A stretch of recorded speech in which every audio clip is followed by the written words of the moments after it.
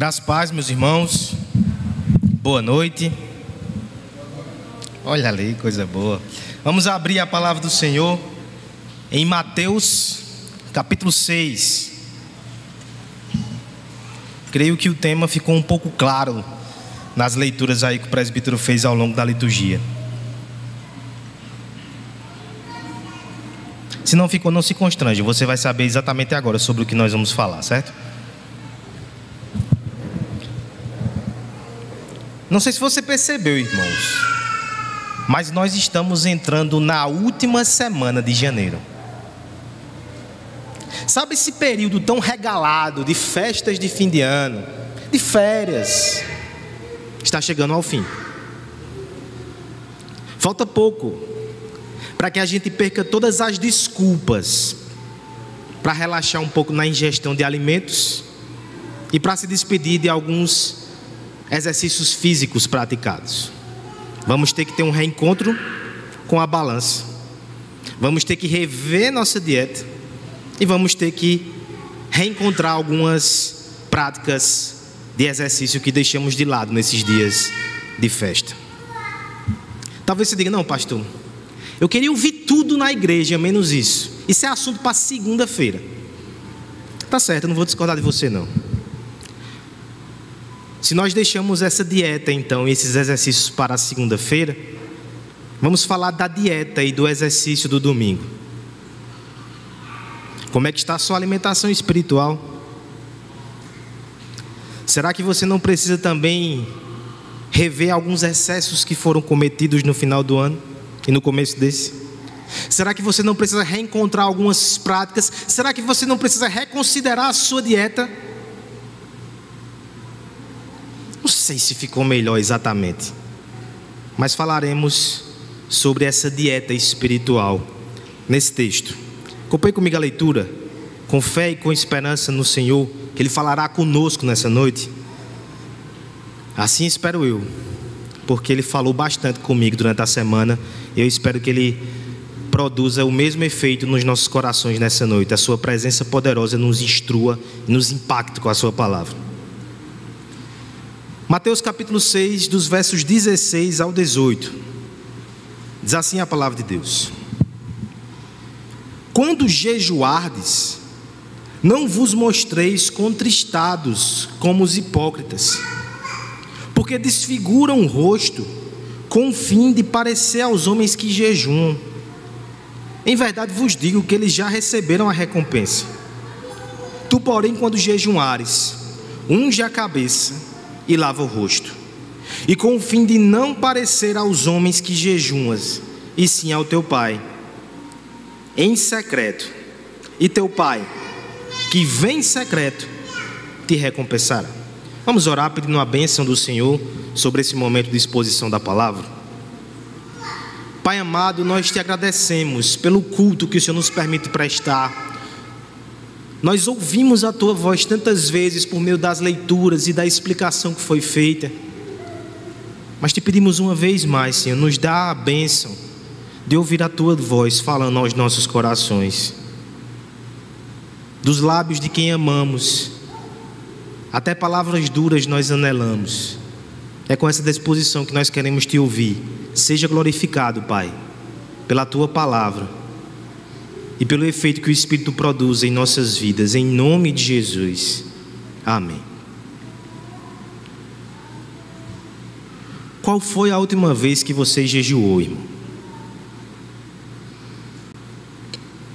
Esse assunto te parece estranho? Eu não estou falando daquele jejum que nós fazemos por motivos estéticos, ou até que envolvem saúde alimentar. Estou falando de outro jejum. Aquele jejum que priva o corpo com vistas ao benefício da alma. Eu estou falando daquele jejum que faz a carne calar para que o espírito seja ouvido. Aquele jejum que nega-se ao alimento porque reconhece que há um alimento e uma fome espiritual que é muito maior. Qual foi a última vez que você jejuou? Talvez um convite ao jejum ou uma pregação sobre jejum seja até estranho para um púlpito presbiteriano, nós não estejamos habituados a isso. Reconhecemos que irmãos de outras tradições valorizam muito mais essa prática, e talvez você tenha vindo de um ambiente assim, mas deixou isso no meio do caminho. Está errado. Nós veremos aqui que Jesus coloca o jejum como uma das práticas espirituais que devem fazer parte da vida dos crentes. Qual foi a última vez que você jejuou? É claro que nós precisamos de instrução para isso. Eu reconheço também que dentro da igreja evangélica muitos incentivam a prática, mas o fazem com alguns erros. Nós queremos deixar de lado o erro e abraçar somente aquilo que é bom, aquilo que é útil, a prática que é abençoadora. Até porque o jejum não é exclusivo da igreja evangélica ou a igreja cristã, por assim dizer. Os muçulmanos, eles devem jejuar no Ramadã. Os judeus no Yom Kippur. No catolicismo nós temos quaresma e outras datas com dietas alimentares bem restritas. Semana Santa ninguém come peixe. Não, come peixe, né? Não pode comer carne. E nós?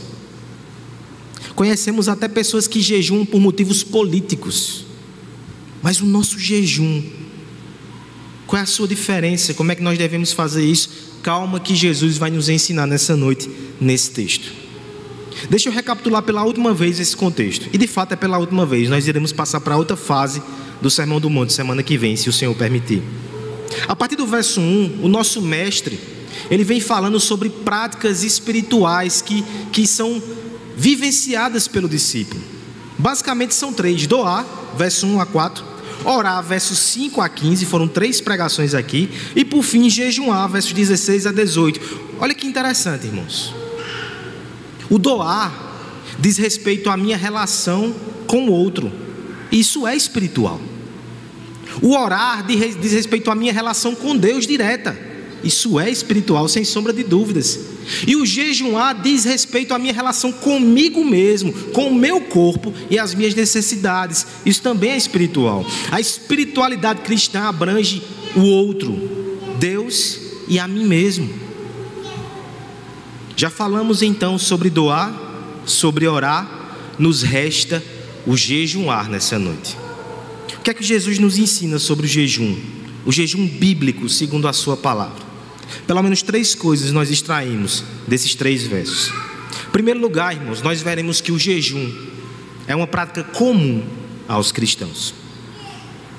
Em segundo lugar, nós veremos que o jejum é invisível para os homens. E por fim, em terceiro e último lugar, nós veremos que o jejum é recompensado por Deus. Vamos verificar cada uma dessas preciosas lições, dessas preciosas características do jejum bíblico no nosso texto. Leiamos mais uma vez dos versos 16 ao 18. Eu peço que a igreja me ajude nessa leitura. Quando jejuardes,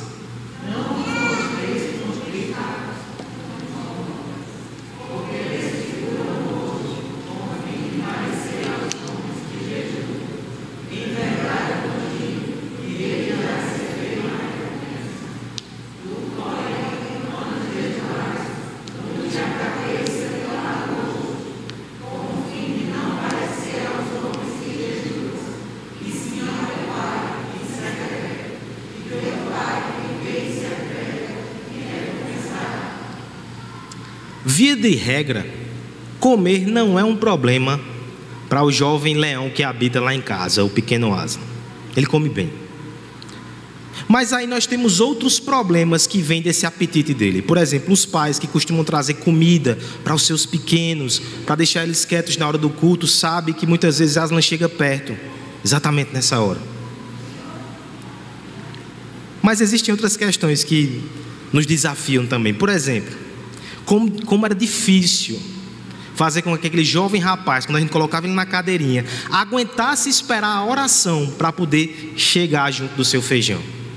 Ele chorava, ele berrava, ele via a comida e ele não conseguia participar daquele momento de oração. Graças a Deus nós vencemos essa etapa.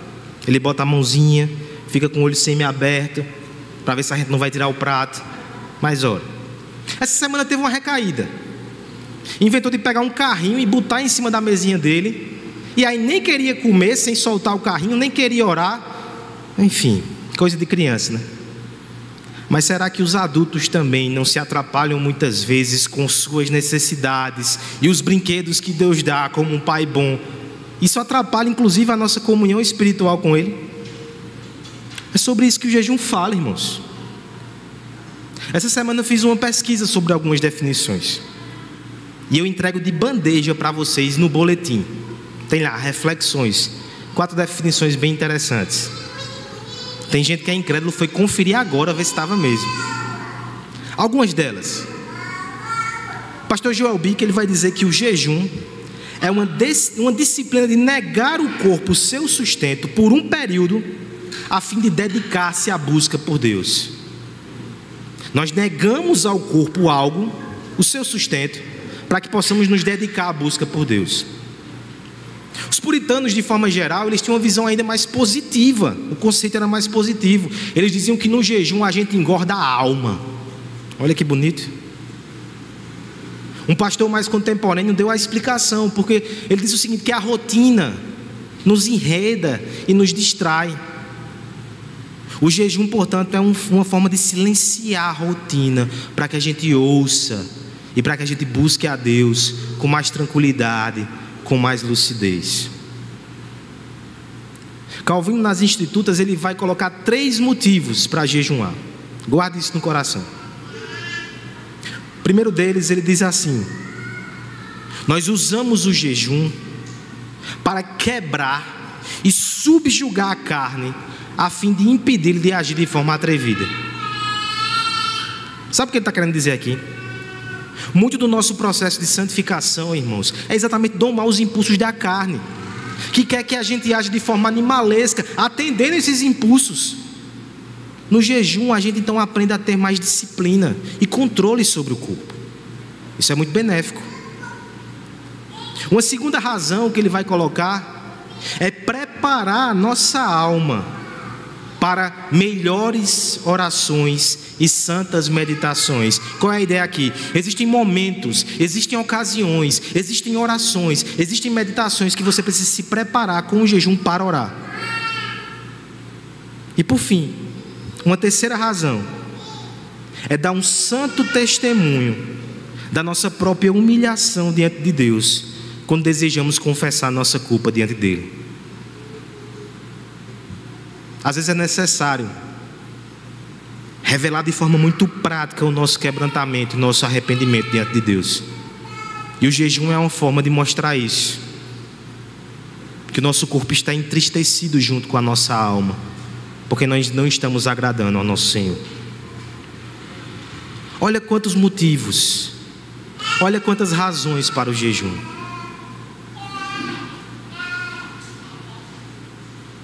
O jejum nos ensina que, apesar de o alimento ser bom, e nós devemos sim comer para a glória de Deus, nós conhecemos um alimento melhor do que o físico. Há um pregador que disse assim: quando comemos o alimento, aquilo é um emblema da bondade de Deus, nós aproveitamos os seus dons. Mas quando eu me privo do alimento, eu me concentro direto no doador e prego para a minha própria alma que Ele é o meu alimento, fome de Deus. E aqui eu já respondo uma questão que talvez alguns façam. Não é só alimento não, eu creio que prioritariamente é alimento,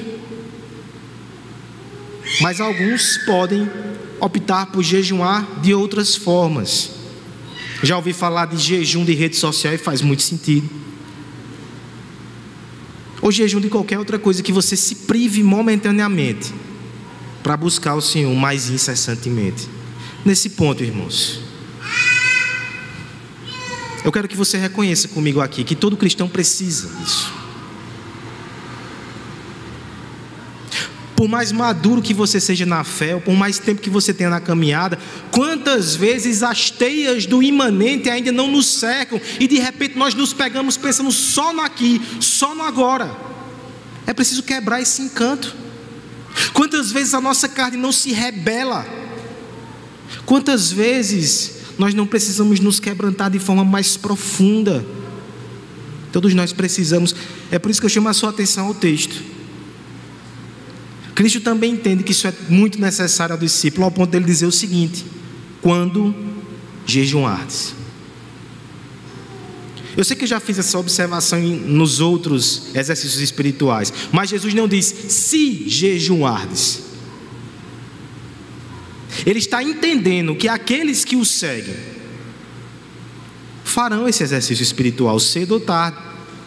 Aqui ninguém pode legislar sobre frequência, datas ou dias. Não pode. Isso seria legalismo. Aqui eu entendo que algumas pessoas nem podem fazer jejum de alimentos por questões de saúde.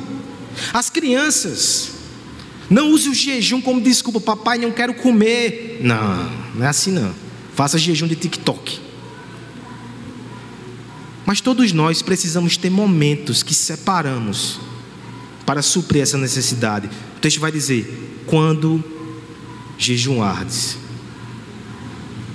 Inclusive tem outro detalhe interessante aqui na passagem. Vai dizer assim: quando jejuardes, não vos mostreis contristados como os hipócritas, porque desfiguram o rosto com o fim de parecer aos homens que jejuam.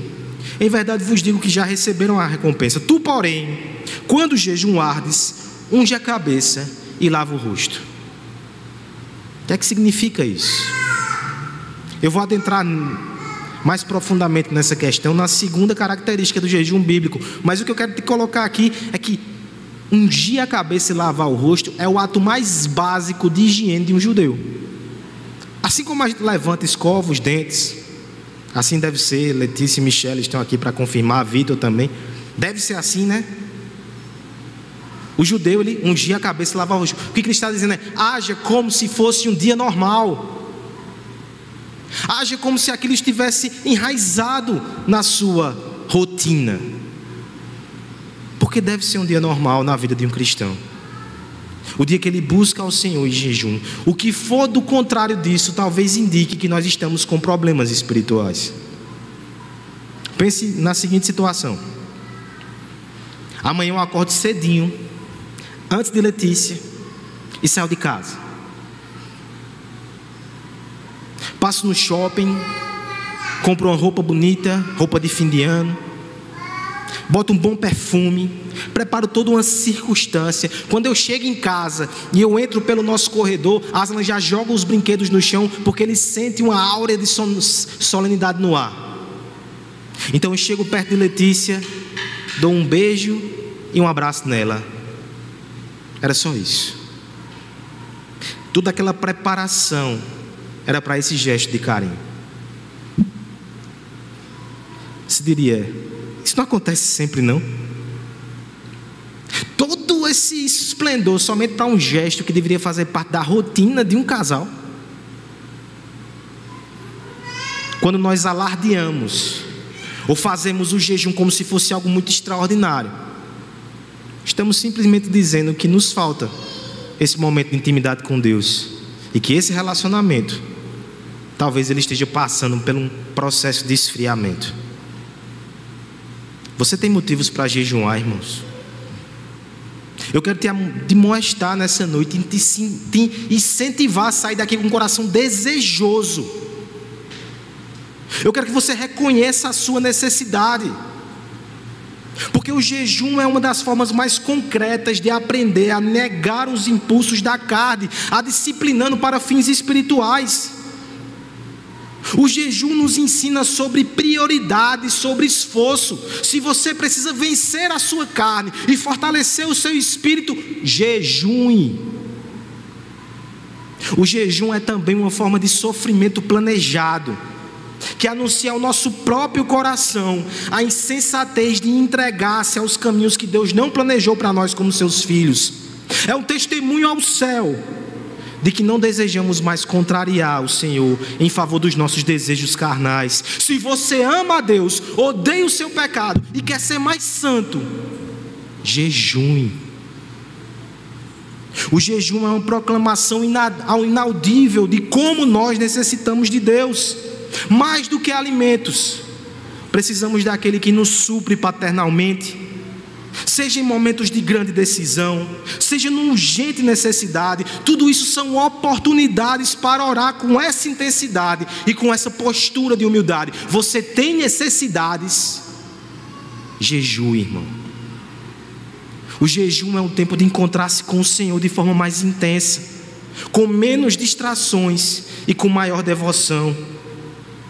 É uma bendita troca que nos lembra do Evangelho de Cristo. Nós apresentamos ao Senhor nossa fome e nossa carência, e Ele nos abastece com a sua graça e sua bendita presença. Se você quer mais da graça de Deus, se você quer mais de Deus, jejue. Que essa seja uma prática nas nossas vidas. Eu sei que alguns irmãos aqui às vezes viram a chave, saem de igrejas mais avivadas e vêm para uma igreja reformada, e parece que aqui a única prática espiritual que você vai fazer é meditar nas Escrituras, pois essa Escritura que você medita e deve meditar te manda jejuar. Jejue. Não esqueça das práticas espirituais e devocionais. Sua alma precisa. E o seu pastor está dizendo, você não pode dizer que não foi alertado. Jejum. Essa deve ser uma prática na nossa vida. Segunda marca do jejum bíblico, irmãos, ele é invisível para o mundo. Quero pedir que mais uma vez vocês me ajudem com a leitura dos versos 16 a 18. Vamos lá, todos juntos? Quando jejuardes, de novo, todo mundo, direitinho. Parece que jejuar antes de vir para o culto. Quando jejuardes,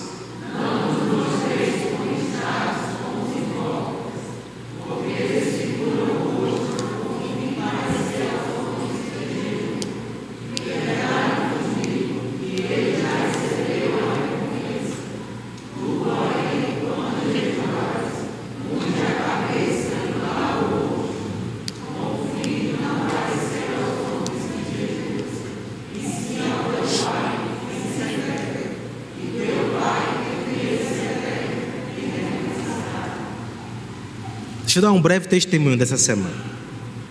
E ele pode parecer positivo. Isso fere uma regra do púlpito, mas é negativo. Eu me constrangi meditando nessa semana quanto tempo fazia que eu não jejuava.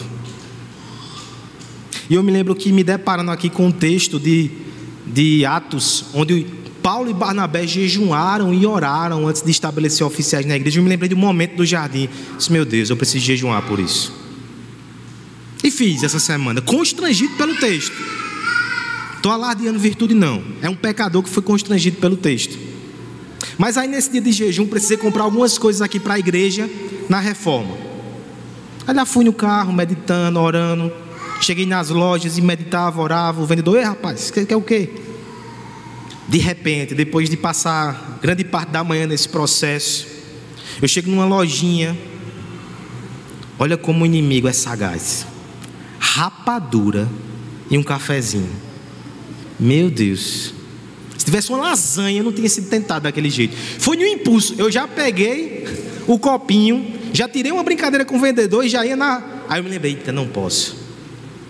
Disse, não posso não. Aí o vendedor, muito discreto, fez, o que é que você tem? É saúde? Está doente? Aí eu fiquei naquele embaraço, né? Não posso não. Lembrava do texto, não posso dizer. Mas será que o texto nos instrui a esse respeito? Nós devemos ser agentes secretos na nossa vida espiritual. Você está lá jejuando, passa a esposa, aí você levanta e finge que está fazendo exercício. Ela não vai acreditar. Será que é isso que o texto nos ensina?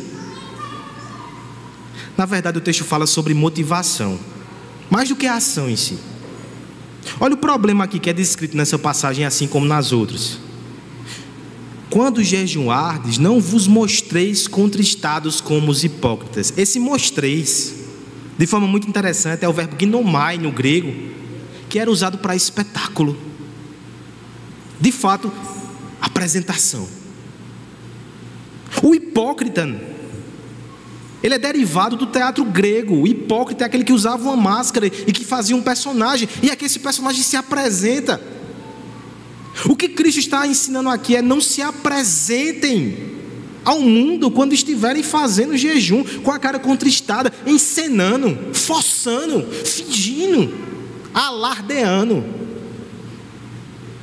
Porque quando fazem isso, Sabe quem é o destinatário da sua prática espiritual? O mundo.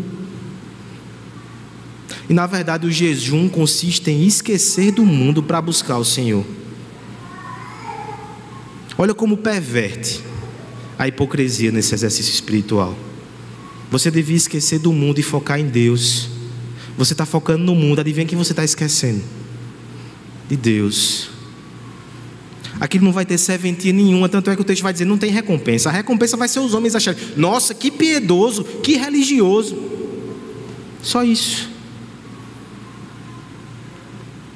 Comentando essa passagem, Agostinho faz um alerta muito sério. Muitas vezes nós nos precavemos contra a ostentação de bens, talvez ostentação nas vestes, mas existe uma ostentação até de quebrantamento. As feições sofridas de um irmão que diz, estou fazendo para Deus. Tudo isso pode indicar uma espiritualidade que não é invisível. E o que eu quero dizer com invisível? Mais uma vez eu retomo o exemplo inicial. Não é que você vai fazer as escondidas não, é que você não se importa com quem está vendo. Você não se importa com o mundo, você não se importa com os outros, você não se importa nem com você, você só quer buscar a Deus. Esse é um antídoto, inclusive, para que a gente não fique orgulhoso porque está jejuando. Você não está pensando em você, você está invisível. É só Deus que você olha, é só Ele que você busca, e é assim que deve ser. Esse é o verdadeiro jejum. Ainda que os homens depois vejam os resultados, mas eles não são os alvos da sua prática espiritual. Lembra, por exemplo, de Daniel e seus amigos na corte de Nabucodonosor? Eles se recusaram a comer daqueles finos manjares, e aquilo foi um tipo de jejum. Depois de alguns dias, a sua aparência era perfeita. Eles estavam mais saudáveis e mais vibrantes do que todos os outros. O mundo viu, mas o mundo não era o alvo. O alvo era Deus. O alvo era Deus, e é assim que tem que ser toda verdadeira espiritualidade. Na verdade, irmãos, se tiver que mostrar alguma coisa para o mundo, mostrar a beleza de Cristo que está alimentando a sua alma, e não a feiura do seu orgulho espiritual. Faça cara feia não. Eu estou falando de jejum, mas eu estou falando do seu serviço na igreja. É para carregar a cadeira rindo. É para limpar a igreja, como nós fizemos aqui na cantata, rindo. Não faça cara de sofrido não. Sofra pelos seus pecados, mas sofrer pelo serviço a Cristo, porque está buscando a Deus. Fique invisível. Não se importe com os homens, não se importe com o mundo, importe-se com Deus. Eu lembrei de um poema muito bonito enquanto eu estudava esse texto, da poetisa Mirtes Matias. Não sei se você já leu alguma coisa dela. É uma missionária batista que tem poemas lindos. Eu encontrei pelo Facebook da vida, quando ainda existia essa rede social antiga, não sei se você lembra. E ela tem um poema muito bonito que dizia assim: há um Deus em sua vida. Eu vou ler 2 parágrafos, o segundo se aplica mais ao nosso texto, mas o primeiro é tão bonito só para você entrar no embalo do que essa mulher diz. Ela diz assim: quando te vejo tão acomodado ao mundo que te cerca, como a água que toma a forma do vaso que a contém, eu me lembro de um rei coroado de espinhos, arrastando uma cruz pelos caminhos, pela rua de Jerusalém. O segundo parágrafo lembra muito o texto que nós estamos lendo. Quando eu te vejo tão preocupado com rótulos e comodidades, tão desejoso de aparecer, eu me lembro de um jovem Deus perdido no deserto, onde só feras e anjos o podiam ver. Um dia, Deus se fez homem,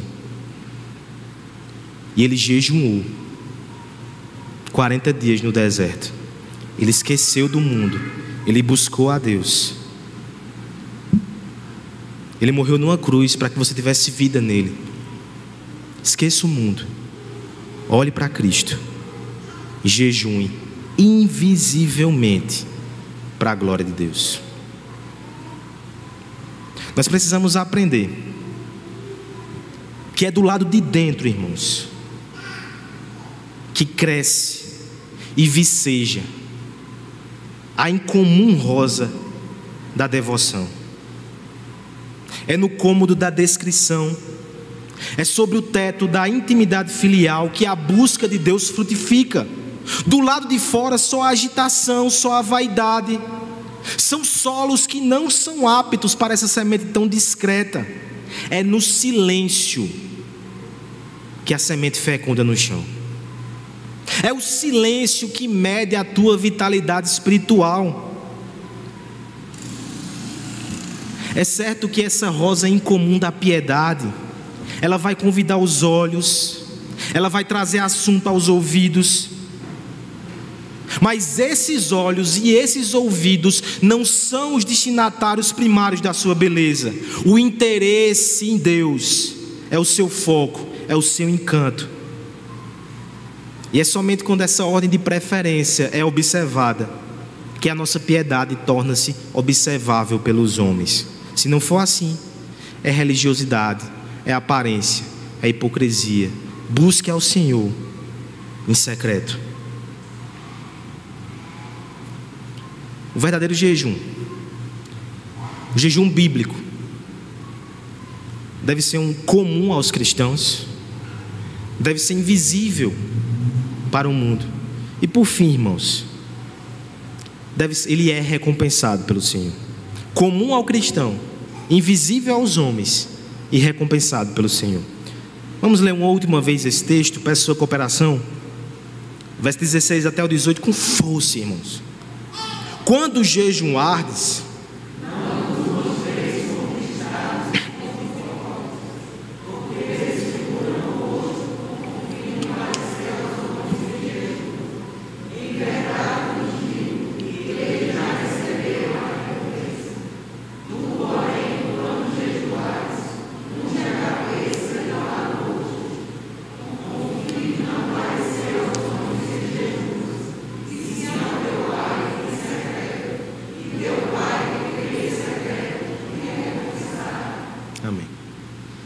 você já ouviu falar em jejum intermitente? Se não ouviu falar, nem ouça, que coisa esquisita. Você só come durante algumas horas do dia, o resto, meu filho, nada, só água. Mas por que as pessoas eles fazem uso de técnicas assim, que envolvem privação e sofrimento? Porque eles almejam um resultado.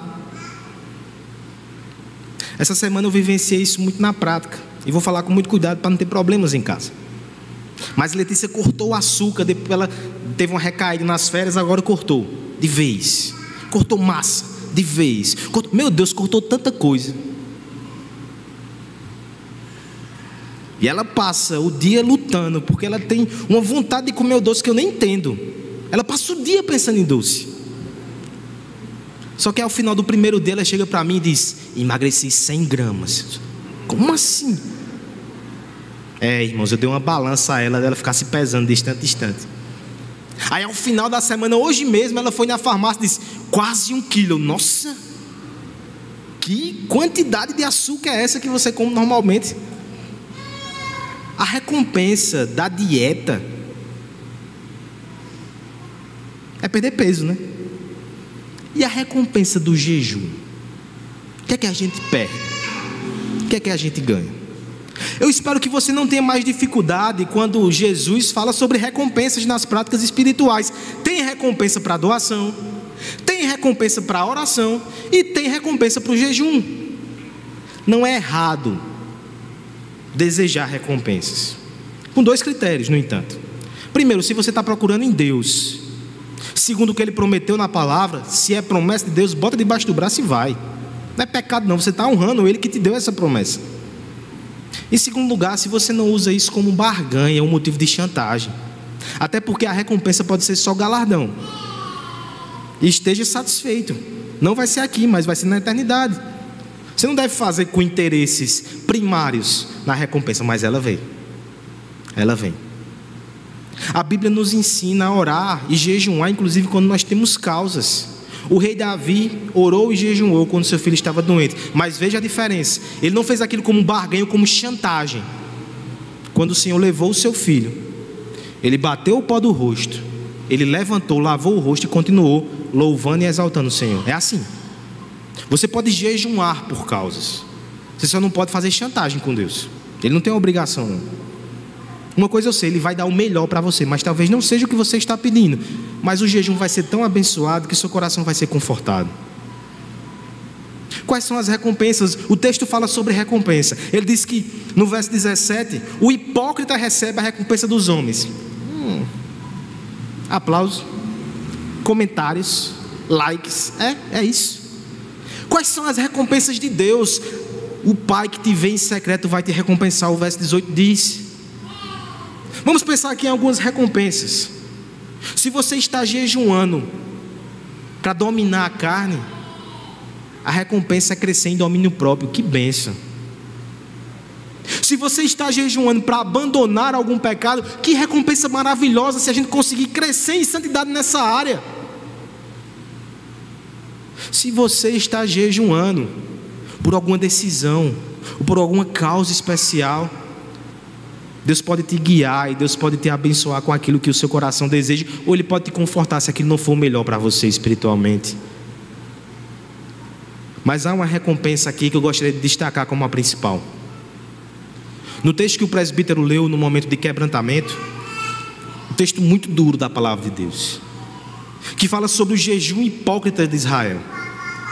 Mas nos últimos 2 versos, os versos 13 e 14, de repente o profeta deixa de falar de jejum e fala do dia do Senhor. Você percebeu isso? Você não guarda o meu sábado, você não guarda o meu dia do Senhor. Primeiro ele nos ensina que o domingo é uma espécie de jejum. Nós abandonamos os outros afazeres para nos dedicar à adoração. É um jejum espiritual. Mas ele vai fazer uma promessa que se aplica a todo jejum. Ele vai dizer: se você abandonar pensamentos vis, se você deixar de olhar para os seus próprios caminhos, se você chamar de honroso e deleitoso o meu dia, o texto vai dizer assim: então você terá no Senhor a sua alegria. Eu te farei cavalgar pelos lugares altos. A maior recompensa do jejum é o próprio Deus. Estar com Deus. Estar com Deus é a maior recompensa. O outro texto que o presbítero leu também nos fala sobre isso. Há um livro muito bom do pastor John Piper que está recomendado no boletim. Não confira, confie na minha palavra. O nome desse livro é Fome por Deus. E ele é todo baseado numa reflexão em Mateus 9,15, onde, respondendo aos discípulos de João, Cristo diz: os meus discípulos não jejuam agora porque eu estou com eles, mas eu irei, e aí eles sentirão falta do noivo e jejuarão. O pastor John Piper, nesse livro magnífico chamado Fome por Deus, é um livro só sobre jejum, olha que bênção. Ele vai dizer assim, que o jejum cristão, ele é movido pela saudade de Deus, pela saudade de Jesus. Por um lado, é como aquele casal apaixonado que passa muito tempo sem ver aquele que a sua alma estima. Não sei se Luiz e Nair não passaram por isso no tempo que namoraram à distância. Tem hora que a fome vai embora. Você não tem vontade de comer alimentos, você quer aquela pessoa. É saudade de Jesus. Você quer esquecer o mundo um pouco porque você está com saudade de Cristo. Você quer que Ele volte, você quer mais dele na sua alma. Por outro lado também, nós nos afastamos disso porque essas coisas são distraçõezinhas que muitas vezes nos impedem de ter essa saudade tão intensa. John Piper vai fazer inclusive a seguinte aplicação: o maior inimigo da fome por Deus não é o veneno, mas é a torta de maçã. Não é o banquete dos perversos que enfastiam o nosso apetite pelo céu, mas é um infidável beliscar na mesa do mundo. Na verdade, o maior adversário do amor de Deus não são os seus inimigos, mas as suas dádivas. Tem hora que a gente precisa cessar com as dádivas e voltar-se ao doador. com saudade de Deus, com saudade de Cristo, e seremos recompensados com Cristo. O presbítero, ele falou ainda há pouco sobre o testemunho do nosso pastor Roberto Brasileiro. Esse vídeo está no Instagram da Igreja Presbiteriana, você deveria ouvi-lo se você ainda não ouviu. E ele diz algo muito interessante. Ele passou 23 dias internados.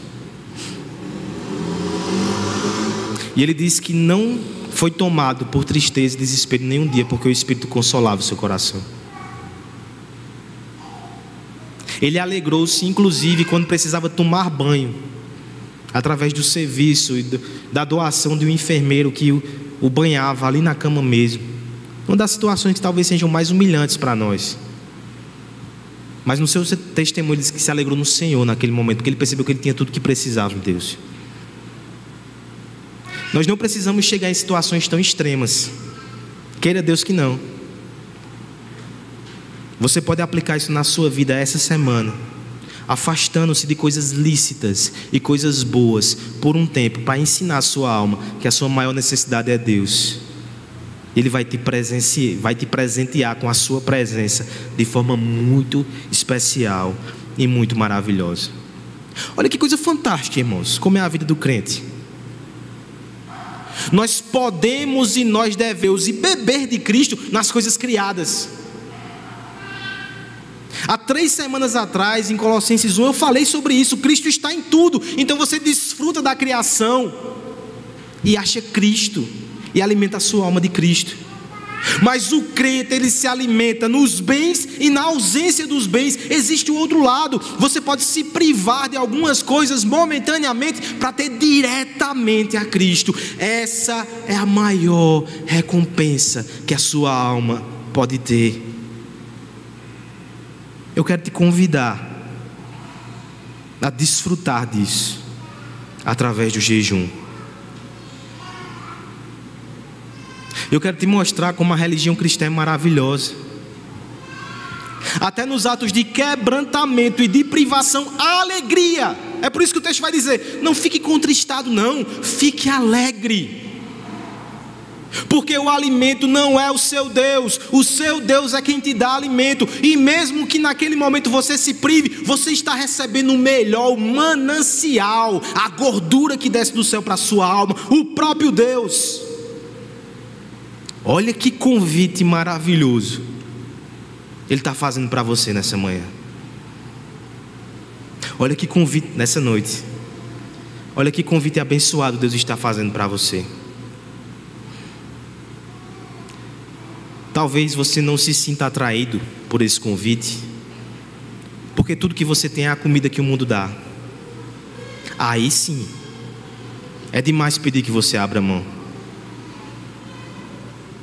Mas o Senhor Jesus está te convidando nesse momento, nessa noite e agora, para entregar a sua vida a Ele e provar pela primeira vez da graça de Cristo.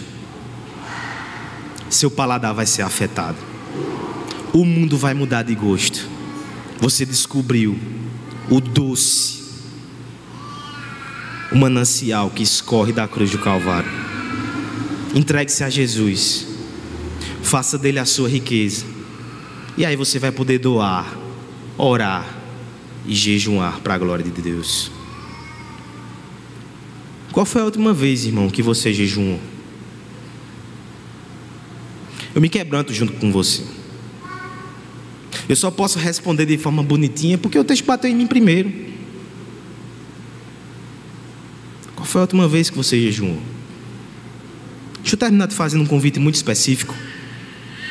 Alguns dias atrás, o sínodo da Igreja Presbiteriana aqui na Paraíba, ele moveu-se em misericórdia aquela questão lá de Manaus e o descontrole que está havendo ali na saúde pública, aquela situação terrível. 3 ações foram feitas: uma doação, uma transferência de valor para comprar cilindros de oxigênio, e nós participamos disso através dos nossos dízimos. Mas teve uma segunda ação que eu quero fazer com você hoje à noite. As igrejas presbiterianas foram conclamadas a orar publicamente pela cura dos doentes, pelo ânimo e encorajamento das famílias enlutadas, pela renovação das forças dos profissionais de saúde que já enfrentam essa batalha há quase um ano, pela provisão de recursos para aqueles que foram mais afetados, pela mobilização do povo de Deus para proclamar as boas novas nesse período de confusão, e pelo temor, dependência e sabedoria de Deus para os nossos governantes. Nós faremos essa oração, uma doação, uma oração. Olha que curioso, o último ato eu acho que você já sabe o que foi. As igrejas e as famílias e os indivíduos presbiterianos aqui na Paraíba foram conclamados para participar de um jejum 100 dias. Essa semana o desafio fica para você. Qual é o dia melhor para você? Talvez só a parte da manhã ou o dia todo, se você consegue. Mas ore em jejum pela crise sanitária em Manaus. Lembre-se que orações importantes e momentos urgentes pedem jejum e oração. Vamos fazer a oração. Eu conto com você no jejum essa semana, por essa causa e por outras que Deus pode colocar no seu coração. Vamos orar, concluindo esse sermão e também pedindo pelos irmãos lá de Manaus. Enquanto isso, a equipe de música pode se aproximar, que nós iremos entoar um cântico também em resposta ao nosso Deus. Os pedidos de oração estão no boletim aí, certo? Para você orar com sua família também durante a semana. Mas vamos orar. Pai amado, Pai bendito, nós te agradecemos pela Tua palavra que nos instrui. Quão poderosa é a Tua palavra para corrigir o nosso coração.